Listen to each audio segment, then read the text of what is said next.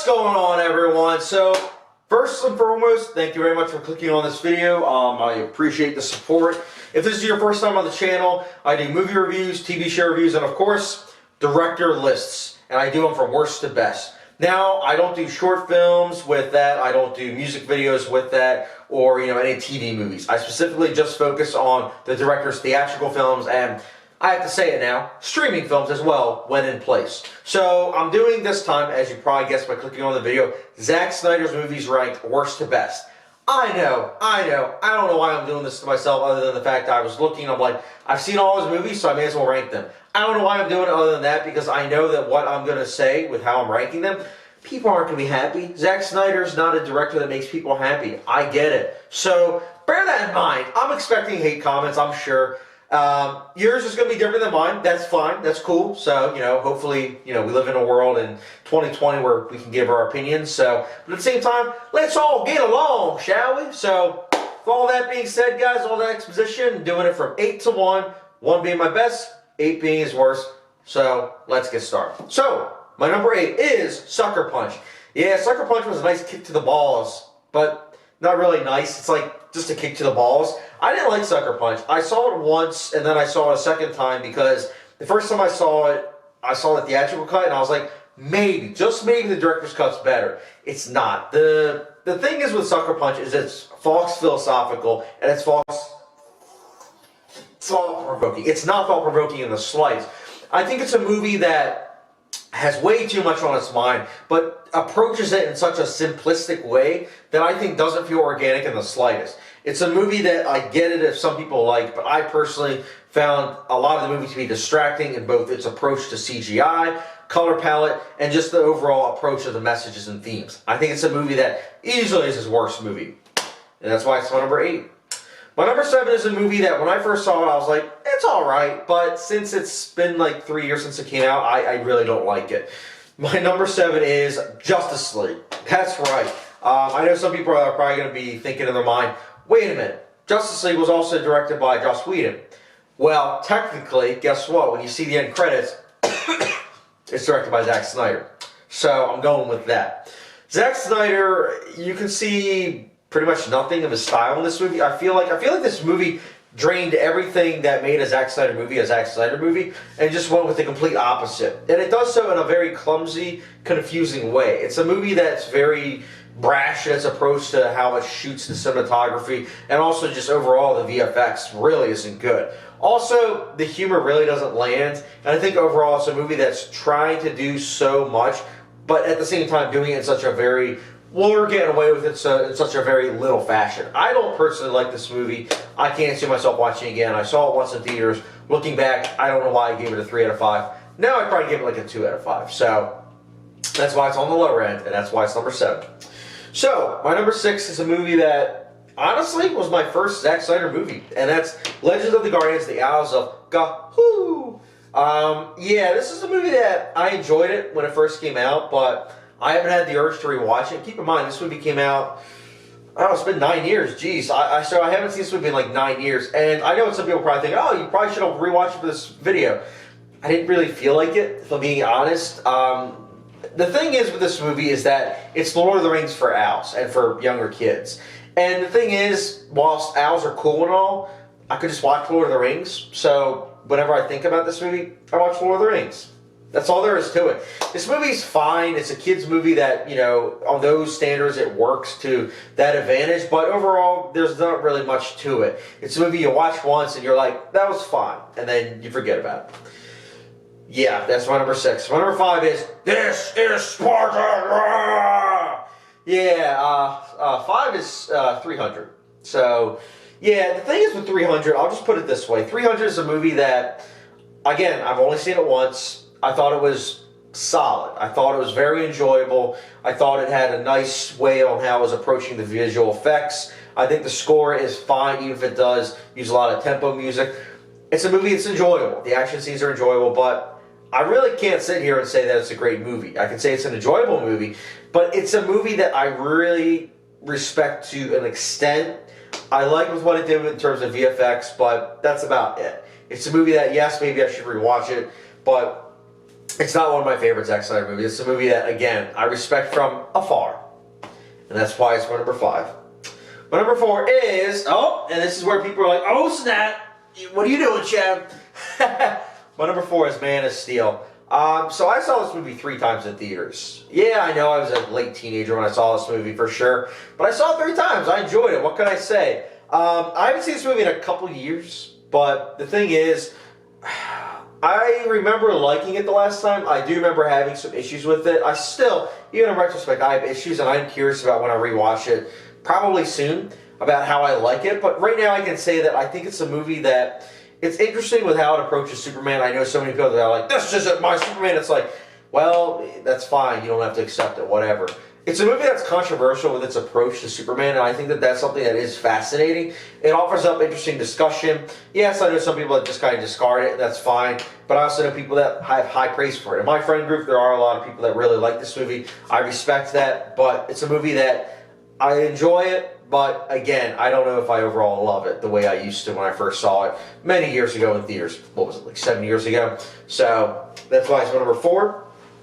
Now the interesting thing is that my number 3 I do not own, yet I have it higher than my number 4, which I do own. My number 3 is Dawn of the Dead. Yeah, Dawn of the Dead, this is a remake that, it's not better than the original, by no means. But it's a movie that, it worked. It actually worked. It's probably the least Zack Snyder-y movie, and I know I was like, oh, that was a negative way for Justice League. Yeah, I get that, but that's simply because with Justice League, Zack Snyder pretty much had the reins taken out from under him, and then months later, his daughter died, and they used that as an excuse for, oh yeah, like, you know, we got rid of him because, you know, of that. And it's like, no, the reality was you didn't like his style, and you got rid of him. The thing is with Dawn of the Dead is that Zack Snyder, like, he had full coverage of the way he was approaching this movie. And he did it in such a unique way compared to the original not Man Steel, the original Dawn of the Dead. And I liked that, but I also liked how it feels so different from his work. And at the same time, unlike Justice League, I can 100% say this is his work. Dawn of the Dead is his work. I think it works as a movie, and I'm looking forward to rewatching it at some point in time. But at the end of the day, I'm not going to lie. If someone had a gun to my head and say, which Dawn of the Dead are you going to watch? I would watch the 1978 one. I like that one far superiorly. So that's my number 3. My number 2 is... oh boy, here we go. So my number 2 is... Batman v Superman, Dawn of Justice. Ultimate Edition. I'm going to emphasize that. The Ultimate Edition. So the thing is with Batman v Superman, when I saw this in theaters, I saw the like 20% Rotten Tomatoes, and I was like, oh no, I'm probably not going to like this movie. But I liked it. I enjoyed it. I understood that it was very flawed, but I still enjoyed it. Years later, I then saw the Ultimate Cut, and I liked it a lot better. The extra 30 minutes, I felt like really fleshed things out. Don't get me wrong. Now, hold the phone. Hold the phone. I am not saying this movie's perfect. Just get it out there. I'm not saying this movie's perfect. I'm not even saying this is a good movie, per se. I think it's an enjoyable movie. I think it's a movie that, from my perspective, it does things in it that I like. It takes some risks with how it approaches the material. I enjoy that. I liked the overall performances, even if, yes, some of them really were muted and not really given much to work with.